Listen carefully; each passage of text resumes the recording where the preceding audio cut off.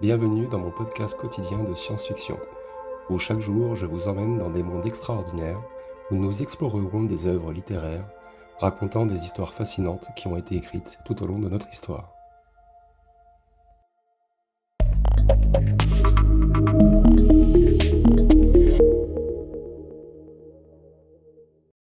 Bonjour à toutes et bonjour à tous, très chères auditrices, très chers auditeurs. J'espère que vous allez tous bien et content de vous retrouver pour notre série sur les trous noirs. Nous sommes actuellement à l'épisode 18, les modèles actuels de coévolution des trous noirs et des galaxies. L'épisode va durer à peu près 20-25 minutes à peu près. Et je pense qu'il sera suffisamment complexe. On ne va pas trop rentrer dans les détails une fois de plus sur les relations que je vais vous mettre à l'écran. Je vais vous en mettre quelques-unes à l'écran. J'y reviendrai peut-être plus tard en fin de vidéo parce que je ne veux pas perdre tout le monde. Allez, commençons sans plus tarder.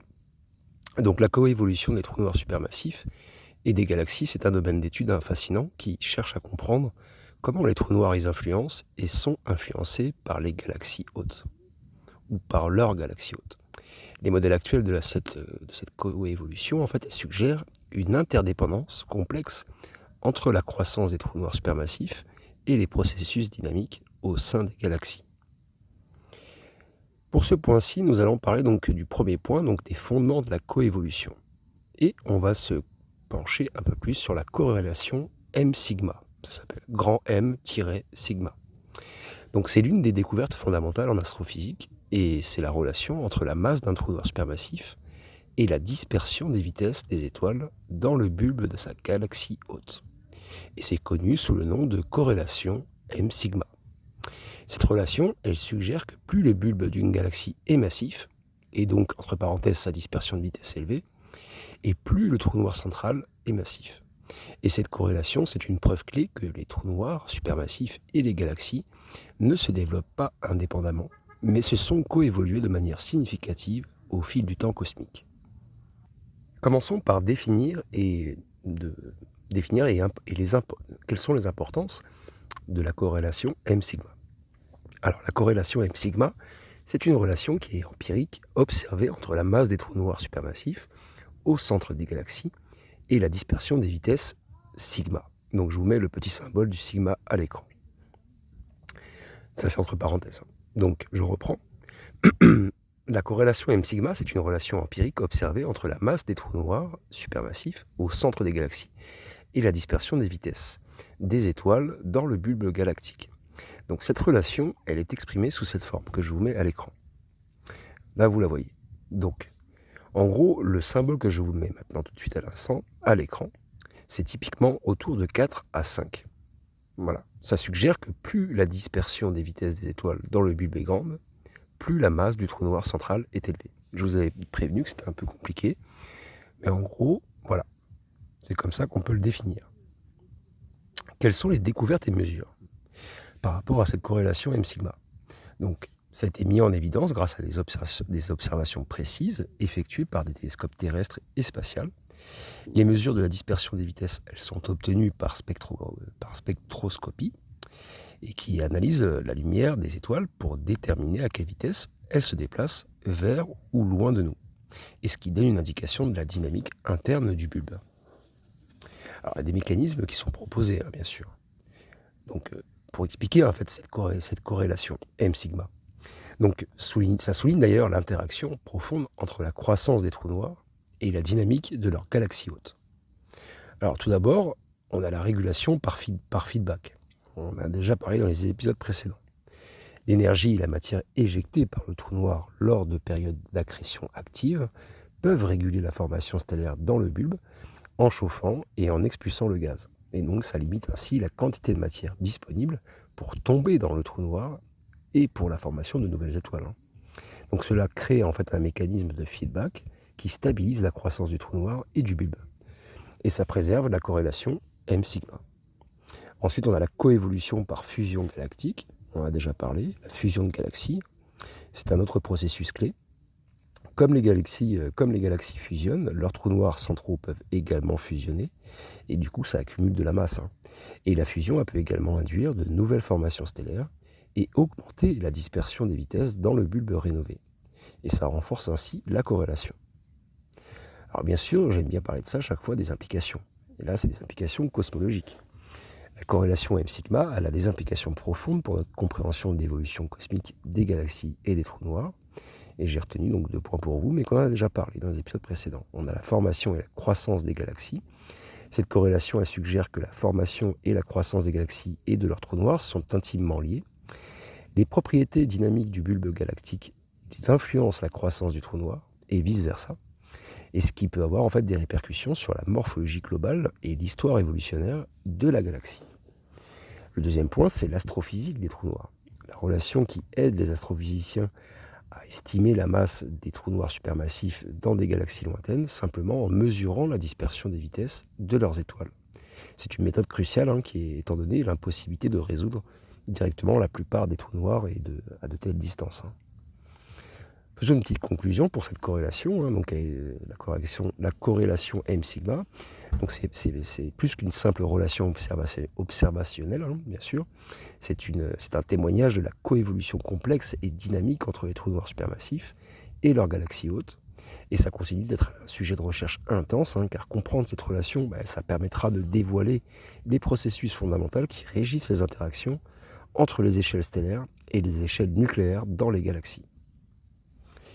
Parlons aussi d'un autre point qu'on a déjà parlé, c'est les accrétions et feedback. Le mécanisme le plus accepté pour expliquer cette corrélation, c'est un cycle d'accrétion de matière sur le trou noir et de feedback énergétique du trou noir, sur la galaxie bien sûr. Donc lorsque le trou noir il accrète de la matière, il libère une quantité considérable d'énergie sous forme de rayons, de rayonnement ou de jets, et ce qui peut réguler la formation stellaire dans la galaxie en chauffant ou en expulsant le gaz, limitant ainsi la croissance ultérieure du trou noir et du bulbe galactique. Mais tout ça, on en a déjà parlé, c'est pour ça que je ne rentre pas trop dans le détail, on en a déjà parlé dans les épisodes précédents. Parlons maintenant du point numéro 2, des modèles théoriques de coévolution. Donc, on va parler plus précisément du modèle de croissance synchronisée, ça s'appelle. En gros, le modèle de croissance synchronisée, ça offre un cadre pour comprendre comment les trous noirs supermassifs et les bulbes galactiques évoluent de manière interdépendante à travers le temps. Et selon ce modèle, la masse du trou noir central et la masse du bulbe de la galaxie augmentent en parallèle. Et ça reflète une régulation mutuelle qui maintient la corrélation M sigma observée. 2 points sont à retenir, donc la dynamique de croissance. La croissance synchronisée suggère que chaque fois que le bulbe galactique,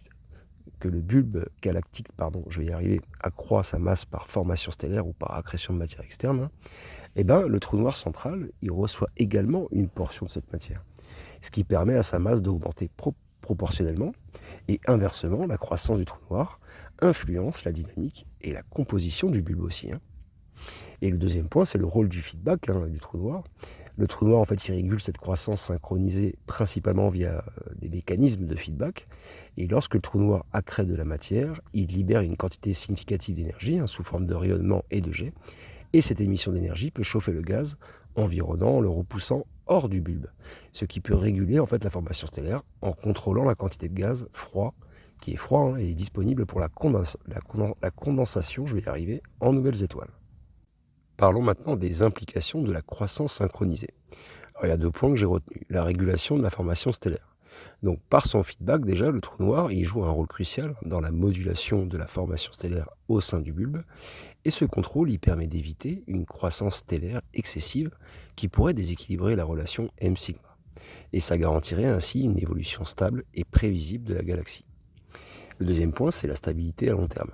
La croissance synchronisée, en fait, elle contribue à la stabilité à long terme des galaxies en évitant les variations extrêmes dans la dynamique galactique qui pourraient bien sûr résulter de la suraccumulation de masse soit dans le bulbe, soit dans le trou noir. Et cela aide à maintenir l'ordre structurel et dynamique au sein de la galaxie. Et du coup, ça influence aussi ses propriétés morphologiques et cinématiques globales. Donc les validations et observations. Alors, les modèles de croissance synchronisés est soutenu par diverses observations astronomiques et simulations numériques. Les études spectroscopiques qui mesurent la dispersion des vitesses des étoiles dans différents types de galaxies confirment la corrélation M sigma et indiquent des processus de feedback actifs. De plus, en fait, les stimulations de formation galactique, qui incluent d'ailleurs les effets de feedback des trous noirs, montrent que sans ces mécanismes, en fait, les galaxies développeraient des caractéristiques très différentes, souvent en contradiction avec les observations. Faisons une petite conclusion sur ce point. Les modèles de croissance synchronisés, donc, ils fournissent un cadre puissant pour expliquer comment les trous noirs supermassifs et les bulbes galactiques se co-développent, et soulignant l'importance d'ailleurs des interactions dynamiques et régulatrices au cœur des galaxies. Et cette compréhension, elle enrichit non seulement notre connaissance de l'évolution galactique, mais pose aussi des bases pour de futures recherches sur la coévolution des composants les plus massifs des galaxies. Parlons maintenant du modèle de fusion de galaxies, donc le merger galactique, qui postule que l'évolution majeure des trous noirs supermassifs et de leurs galaxies hôtes est fortement en fait influencée par les fusions galactiques. Et ce modèle il met en lumière le rôle des interactions cosmiques majeures dans la croissance et la transformation des structures galactiques et de leurs composants centraux aussi. Parlons maintenant de la dynamique des fusions galactiques justement. Le processus de fusion par exemple, donc lorsque deux galaxies entrent en collision et commencent à fusionner, eh bien leur structure stellaire et gazeuse se mélangent. Et ce processus dramatique réorganise la matière et la dynamique interne des galaxies impliquées.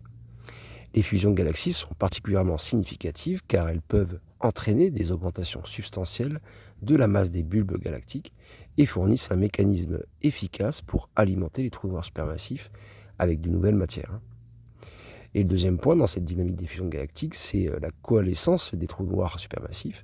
Parce que si chaque galaxie en fusion possède un trou noir supermassif, et ben ces deux monstres cosmiques peuvent également entamer un processus de rapprochement et éventuellement de fusion. Donc la coalescence des deux trous noirs supermassifs est un événement dynamique qui libère d'immenses quantités d'énergie sous forme d'ondes gravitationnelles et peut même accélérer la croissance du trou noir combiné. Parlons maintenant de l'impact sur la structure et la formation stellaire. Alors j'ai retenu 2 points. Les modifications de la structure galactique déjà. Donc le modèle il suggère que le feedback du trou noir, activé par la nouvelle accrétion de matière due à la fusion, eh bien ça joue un rôle crucial dans la configuration de la galaxie qui est résultante. Les jets et les vents puissants qui sont émis par le trou noir peuvent expulser une grande partie du gaz interstellaire ou le chauffer suffisamment pour empêcher la formation de nouvelles étoiles, modifiant ainsi la morphologie de la nouvelle galaxie fusionnée. Mais ça, vous le saviez déjà, je vous l'ai déjà dit. Ensuite, le deuxième point, c'est la régulation de la formation stellaire. Donc ça aussi, pareil, en plus de remodeler la structure galactique, le feedback du trou noir, il résulte des fusions résultant des fusions, influence également la formation stellaire. Et par exemple, en éjectant ou en chauffant le gaz nécessaire à la formation de nouvelles étoiles, le trou noir il peut temporairement supprimer la formation stellaire, ce qui peut conduire en gros à la création de galaxies elliptiques géantes. Et c'est souvent observé comme le produit final en fait, des fusions majeures de galaxies riches en gaz. Je ne sais pas si vous le saviez. Ça a des implications cosmologiques, bien sûr, pour ce modèle de fusion galactique. C'est crucial d'ailleurs pour comprendre non seulement la croissance des trous noirs supermassifs et des galaxies, mais aussi l'évolution de la structure à grande échelle de l'univers en fait. Donc les fusions galactiques sont des composants essentiels de modèles cosmologiques actuels qui reflètent la nature dynamique et qui est en constante évolution de l'univers observable. Pour ce point 2, faisons une conclusion. En résumé, le modèle de fusion galactique, merger galactique, offre une perspective intégrée sur la manière dont les interactions à grande échelle entre les galaxies façonnent l'évolution galactique et la croissance des trous noirs supermassifs. Et ce modèle il souligne l'importance des processus dynamiques et chaotiques dans la formation de la structure cosmique, qui mettent en lumière les forces sous-jacentes qui orchestrent l'évolution des galaxies à travers le temps cosmique. Allez, maintenant poursuivons donc sur les observations et simulations. Donc, on va parler des importances des observations astronomiques. Les observations astronomiques, elles sont cruciales pour comprendre la coévolution des trous noirs supermassifs et de leurs galaxies hôtes. Elles permettent de vérifier les théories et les modèles développés par les astrophysiciens en fournissant des données concrètes sur les phénomènes célestes. Donc, on a des instruments et des méthodologies qu'il faut prendre en compte. Donc, tout d'abord, nous avons les télescopes spatiaux. Donc, le Hubble Space Telescope, la HST, depuis son lancement, le Hubble Space Telescope a joué un rôle clé dans l'étude des galaxies lointaines et de leurs trous noirs centraux. Et grâce à sa capacité à observer dans diverses longueurs d'onde, du visible à l'ultraviolet, Hubble a permis de détecter des indications directes et indirectes de la présence de trous noirs supermassifs et de mesurer les propriétés des galaxies à différentes étapes de leur évolution. Après, on a un deuxième télescope, c'est le Chandra X-Ray Observatory. Ce télescope spatial, en fait, spécialisé dans l'observation des rayons X, est particulièrement utile pour étudier les régions chaudes et énergétiques autour des trous noirs supermassifs, ou des phénomènes tels que l'accrétion et les jets énergétiques, qui sont les plus visibles. Après, nous avons donc les observations terrestres. Donc on a le Very Large Telescope, le VLT, qui est situé au Chili. Donc c'est l'un des systèmes de télescopes les plus avancés au monde. Il est extrêmement efficace pour la spectroscopie. Et c'est une méthode qui permet de décomposer la lumière des étoiles et du gaz autour des trous noirs pour étudier leur composition, leur température, leur densité et leur mouvement. Et ces mesures sont essentielles pour comprendre la dynamique des galaxies et les interactions entre les étoiles et les trous noirs centraux. Penchons-nous maintenant un peu sur les contributions à la compréhension de la coévolution. Donc, tout d'abord, on a la validation des modèles théoriques. Les données qui sont collectées par ces instruments, ils permettent de tester les modèles de coévolution en observant directement comment les masses des trous noirs sont liées aux propriétés des galaxies hautes. Et par exemple, vous avez les observations ont confirmé la corrélation M-sigma qui renforce l'idée que les trous noirs et les bulbes galactiques croisent de manière interconnectée. Et le deuxième point sur les contributions, c'est l'étude de la dynamique galactique. Les observations permettent également d'étudier comment la matière est transférée vers les trous noirs supermassifs et comment le feedback de ces trous noirs affecte leur environnement. Et cela comprend l'analyse des jets et des vents provenant des noyaux actifs, et ça, qui joue d'ailleurs un rôle crucial dans la régulation de la formation stellaire et la répartition du gaz dans les galaxies. Concluons un petit peu sur ce point-ci. Les observations astronomiques continuent de jouer un rôle indispensable dans la validation et l'affinement des modèles de coévolution des trous noirs et des galaxies. Et grâce aux avancées technologiques et aux nouveaux observatoires, tant spatials que terrestres, notre compréhension de ces phénomènes complexes continue de progresser. Ça offre des perspectives toujours plus précises sur la manière dont les trous noirs supermassifs façonnent l'univers observable. Et c'est un fait, Parlons un peu maintenant des simulations numériques. Vous allez voir, ça aussi, c'est pas mal intéressant. Alors, quels sont le rôle des simulations numériques ? Les simulations numériques, elles constituent un outil indispensable dans l'étude de l'astrophysique moderne. Ça permet aux chercheurs de tester des théories et de visualiser des processus qui se déroulent sur des échelles de temps et des distances inaccessibles pour les observations directes. Et donc, en intégrant la dynamique des trous noirs supermassifs, ces simulations, elles offrent des insights précieux sur la coévolution des trous noirs et de leurs galaxies hautes. Alors, on va faire un petit tour sur les techniques et méthodes de simulation. Vous allez voir, j'en ai retenu deux. On a l'hydrodynamique cosmologique, ça s'appelle. Donc ces simulations, elles utilisent des équations de la physique pour modéliser des interactions entre les différents composants d'une galaxie, y compris la matière noire, le gaz interstellaire, les étoiles et les trous noirs supermassifs. Et elles permettent de simuler la formation des galaxies dès le début de l'univers et de suivre leur évolution à travers le temps cosmique. Et le deuxième point, la deuxième technique, c'est la modélisation de la formation et de l'accrétion des trous noirs. Les simulations incluent des algorithmes spécifiques pour la croissance des trous noirs supermassifs par accrétion de matière et leur interaction avec l'environnement galactique par des processus de feedback énergétique. Et ces modèles, ils aident à comprendre comment les trous noirs peuvent réguler la formation stellaire et influencer la structure globale de la galaxie. Quels sont les impacts de ces simulations sur la compréhension de la coévolution ? Alors tout d'abord, on a la validation des modèles théoriques, qui est, selon moi, les simulations qui permettent de tester la validité de ces modèles théoriques de coévolution en comparant donc les résultats qui sont simulés avec les observations astronomiques. Donc, par exemple, elles peuvent vérifier si la corrélation M-sigma se maintient dans différentes conditions initiales et sur différentes échelles de temps. Ça, c'est important de savoir. Le deuxième point, c'est l'étude des interactions complexes.